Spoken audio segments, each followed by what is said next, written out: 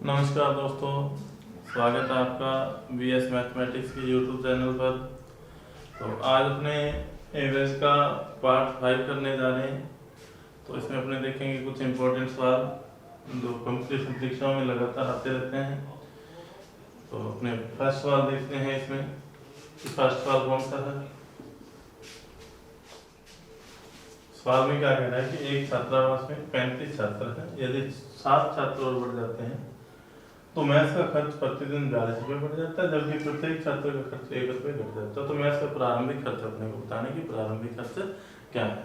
तो सब अपने को 3 बातें ध्यान रखनी है।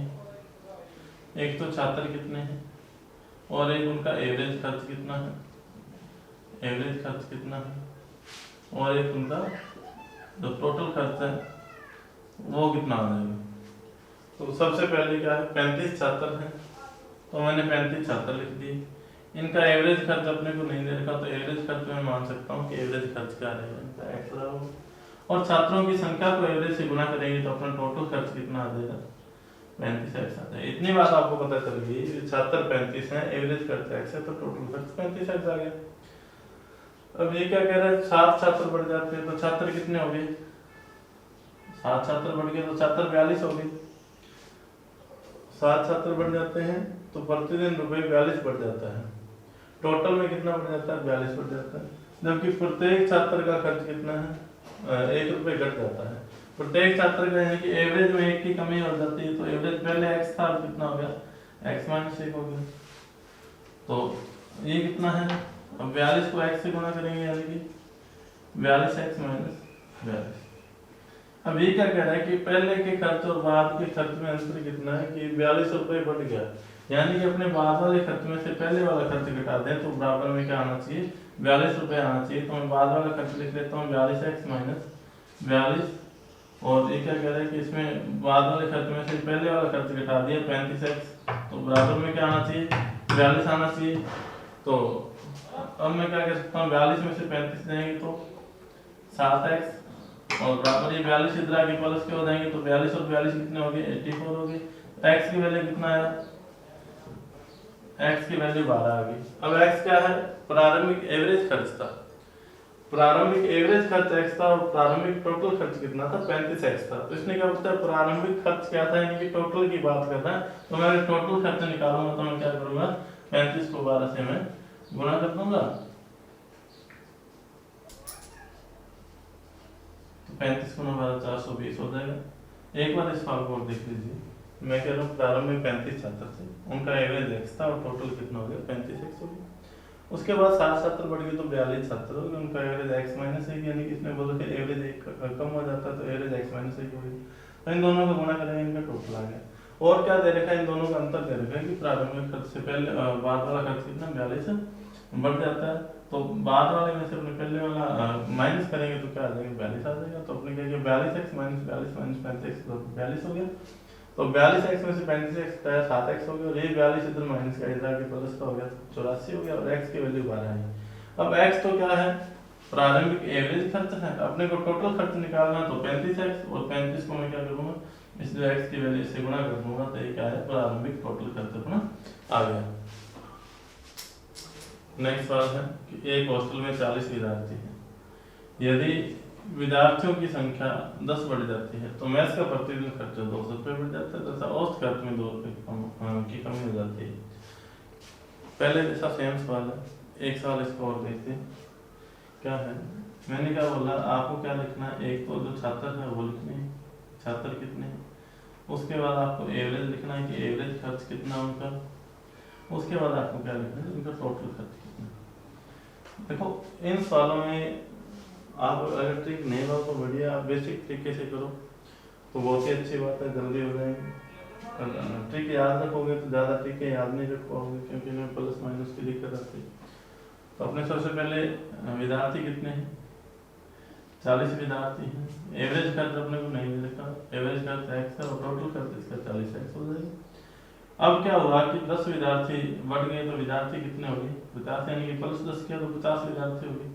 अगर एवरेज खर्च में 2 रुपये की कमी आती है तो एवरेज खर्च कितना हो गया, x माइनस 2 हो गया। इनका टोटल करूंगा तो क्या आ जाएगा, 50x माइनस 50 को 2 से क्या। अब ये क्या कह रहा है कि ये बाद के खर्च और पहले के खर्च का अंतर कितना है, 200 रुपये, ये 200 रुपये बढ़ गया, यानी कि 200 रुपये ज़्यादा है। इन दोनों में अपने क्या करेंगे, इसमें से इसको घटाएंगे तो क्या आना चाहिए अपने पास, 200 आना चाहिए। तो मैं माइनस कर देता हूँ, 50x minus 100 minus 40x is equal to कितना आना चाहिए, 200 आना चाहिए। अब 50 में से 40x घटाएंगे तो 10x आएगी, और ये 100 इधर जाके प्लस हो जाएंगे तो कितना होगा, 300। तो x की वैल्यू यहाँ से कितनी आएगी, 30 आएगी। अब मैंने क्या कहा कि एवरेज खर्च 100 रुपये था, टोटल खर्च 40x था। इसने आरंभिक खर्च पूछा, तो आरंभिक खर्च का मतलब टोटल खर्च पूछा है, तो अपने टोटल खर्च निकाल देंगे। टोटल खर्च कितना था, पहले 40x था, तो x की वैल्यू कितनी है, 30 है। तो पहले टोटल खर्च कितना था, 1200 रुपये था, उसमें इसका टोटल खर्च। नेक्स्ट सवाल है कि एक लाइब्रेरियन अपनी लाइब्रेरी के लिए 50 किताबें खरीदता है, लेकिन वह ₹76 अगर और खर्च करता तो 14 किताबें अधिक ले सकता था। जैसे प्रति किताब उसका औसत मूल्य जो ₹1 कम हो जाता, तो उसके द्वारा खरीदी गई प्रत्येक किताब का मूल्य क्या है। इस सवाल को अपने देखते हैं। इसमें अपने को किताबें दे रखी है और ये दे रखा है कि कितने रुपए और खर्च करता, लेकिन एवरेज कहीं भी नहीं दिया हुआ। तो पहले तो मैं लिख देता हूँ किताबें कितनी हैं, उसके बाद मैं लिखूंगा इनका एवरेज कितना, एवरेज मतलब एक किताब कितने की गई, और उसके बाद क्या है, इनका टोटल जो है सारी किताबें कितने की है, 50 किताबें। मान लिया एक्स एवरेज है और उनका जो टोटल है वो कितना आना चाहिए, 50x आना चाहिए। उसके बाद ये कह रहा है 76 रुपये खर्च करके 14 किताबें और खरीद सकता था, तो किताबें कितनी बढ़ गई, 14 बढ़ गई, 64 किताबें हैं।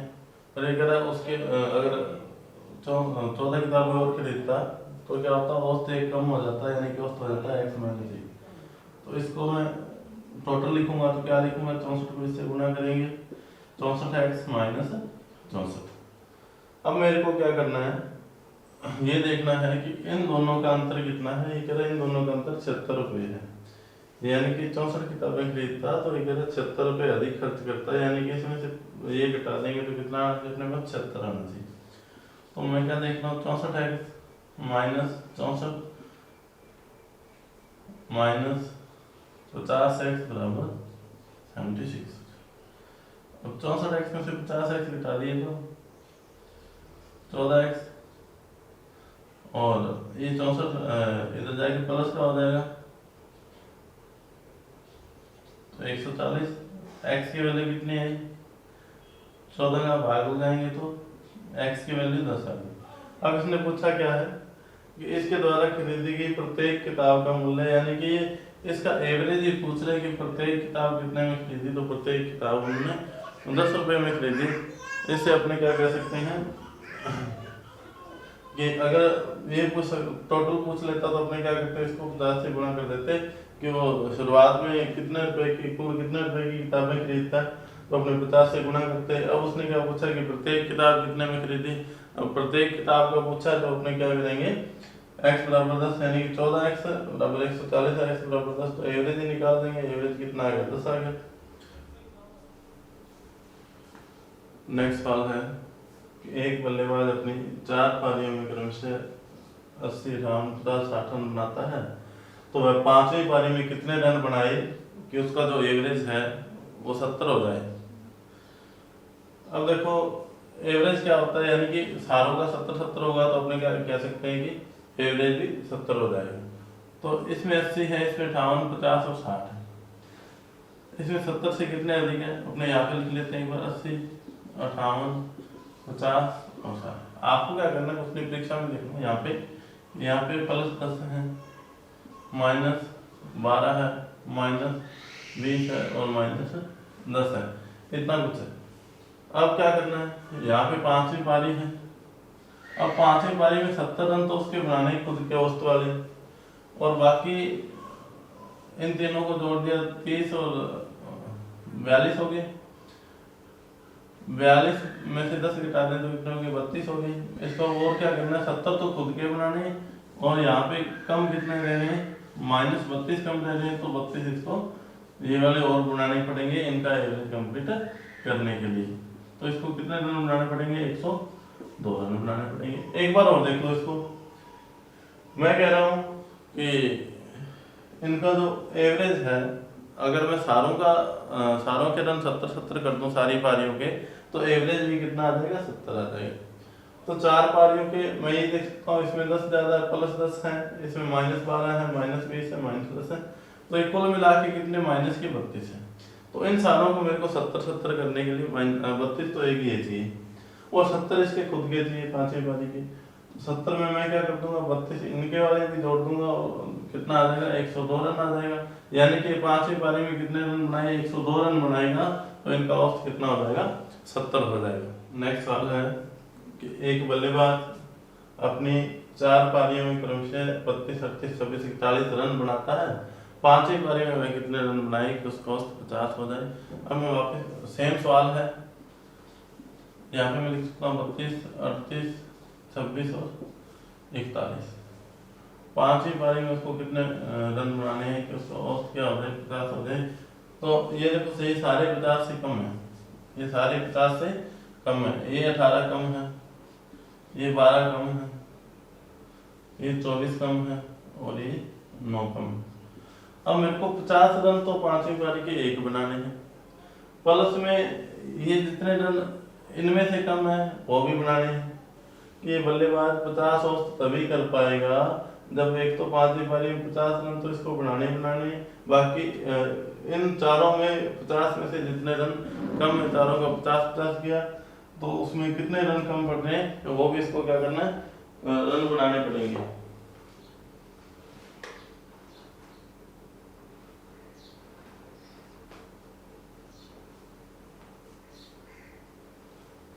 इन सारों का जोड़ किया तो 63 आ गया। अब मैं ये कह सकता हूँ कि 50 रन तो इसको ये बनाने हैं और 63 रन ये बनाएगा, तो इसका मतलब ये 113 रन अगर पांचवी पारी में बनाता है तो क्या हो पाएगा? इसका एवरेज सारों का 50-50 हो पाएगा। नेक्स्ट सवाल है, एक बल्लेबाज की 8 पारियों का एवरेज 32 रन है, आगामी पारी में कितने रन बनाए कि उसका औसत 5 बढ़ जाए। देखो अपने इनसे रिलेटेड बल्लेबाजी से रिलेटेड, बल्लेबाजी उससे रिलेटेड सवाल कर रहे हैं और अलग अलग तरीके के सवाल कर रहे हैं, क्योंकि इस तरह के सवाल परीक्षाओं में अक्सर पूछे जाते हैं।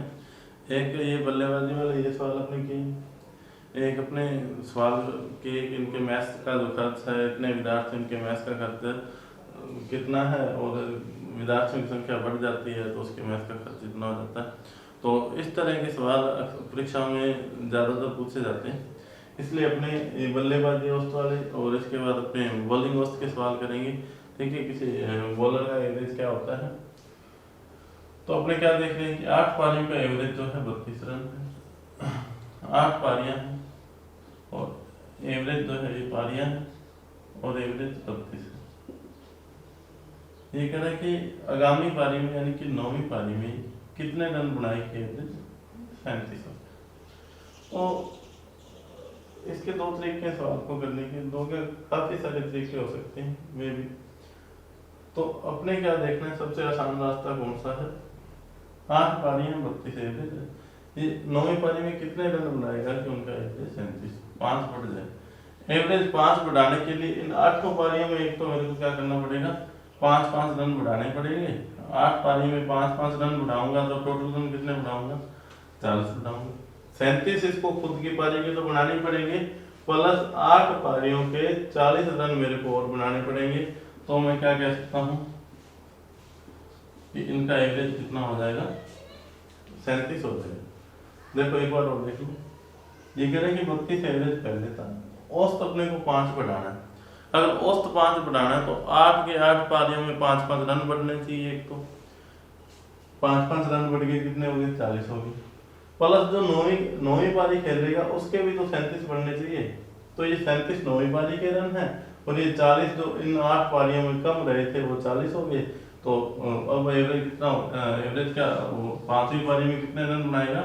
77 रन बनाएगा, तो जाके उसका औसत कितना हो जाएगा? सारी पारियों का 37 औसत हो जाएगा। नेक्स्ट सवाल है, एक बल्लेबाज की 10 पारियों का एवरेज जो है 40 रन है, उसके अधिकतम तथा न्यूनतम बनाए गए रनों के बीच का अंतर 140 है। इन दो पारियों को हटा दिया जाए तो 30 हो जाता है उसके द्वारा बनाए गए अधिकतम रन कितने थे। तो देखो इस तरह का सवाल करने के लिए अपने को सबसे पहले करना क्या है कि पहले वो 10 पारियां थी, ये पारियां हैं, ये वहाँ पे शिक्षा में लिखने की जरूरत नहीं है, आप डायरेक्ट समझ जाओगे। 10 पारियां हैं, उनका एवरेज जो 40 है, तो मैं ये कह सकता हूँ 10 पारियों में टोटल रन 400 बनाए उसने, टोटल रन 400 बनाए। अब ये कह रहा है 2 पारियां छोड़ दी, तो पारियां 8 बची, और ये कह रहा है उनका एवरेज कितना हो गया 30 हो गया, यानी कि उनका टोटल कितना हो गया 240। 8 पारियों में उसने 240 बनाए और 10 पारियों में 400 बनाए। जो 2 पारियां छोड़ी उसमें कितने बनाए होंगे इन्होंने रन बनाए होंगे 160। ये 2 पारियों के रन हैं। अधिकतम तथा न्यूनतम पारी के रन कितने हैं 60। अधिकतम तथा न्यूनतम पारी के रन 60 है, 160। तो अब अपने क्या करेंगे, 160 को 2 ऐसे पार्टों में बांटना है। ये कह रहा है कि उनका अंतर 140 आना चाहिए, तो मैं ये कह सकता हूँ जो अधिकतम बनाए उसने 140 तो बनाए होंगे, तभी तो उसने इन दोनों का अंतर 140 आया। अब 140 तो इसने बनाए, बचे कितने 20। अब अंतर अपने 140 ही रखना है। ये जो 20 बचे, मैं 10 इसको दे दूँ और 10 इसको दे दूँ। इस अधिकतम पारी में इसने कितने रन बनाए थे 150 रन बनाए थे, तभी इसने 10 बनाए। ये जो डिवाइडेशन है ये आप एक बार सीख लेना, कैसे सीखोगे वो मैं आपको बता देता हूँ। मान लो ये मैं कह रहा हूँ कि 200 रुपये हैं, मेरे को 2 जनों में बांटने, 2 व्यक्तियों में बांटने हैं। मैं ये कहता हूँ कि पहले व्यक्ति को दूसरे से 120 रुपये ज्यादा मिलने चाहिए, पहले व्यक्ति को दूसरे से 120 रुपये ज्यादा मिलने चाहिए। मैं ये कह रहा हूँ पहला व्यक्ति ये दूसरा ही, 120 ज्यादा कम मिलेंगे तो उसको 120 तो मिलेंगे। बचे कितने 80। अब 80 में दोनों को आधा आधा मिलेगा, यानी कि 40 इसको मिल जाएंगे और 40 इसको मिल जाएंगे। इसका मतलब इसको कितने मिले 160 और इसको कितने मिले 40, तभी तो 120 का अंतर आएगा। तो ये जो डिवाइडेशन है ये सीखना है आपको। अब सवाल एक बार और देख लेते हैं कि 10 पारी का औसत 40 था तो टोटल 400 हो गया, 8 पारी का औसत 30 था तो टोटल 240 हो गया। इन दोनों का अंतर इसने क्या दे रखा है कि 160, इन दोनों का अंतर 160 है। अब ये क्या कह रहा है कि उनका अंतर जो 140 है, अंतर अगर 140 है तो मैं ये कह रहा हूँ कि एक पारी में 140 तो बनाई होंगी, बचे 20, वो 10 इसको दे दी, 10 इसको दे दी, तो इसमें जो अधिकतम रन संख्या कितनी है 150। उसने जितने अधिकतम रन बनाए थे जिस पारी में वो 150 रन बनाए थे उसने।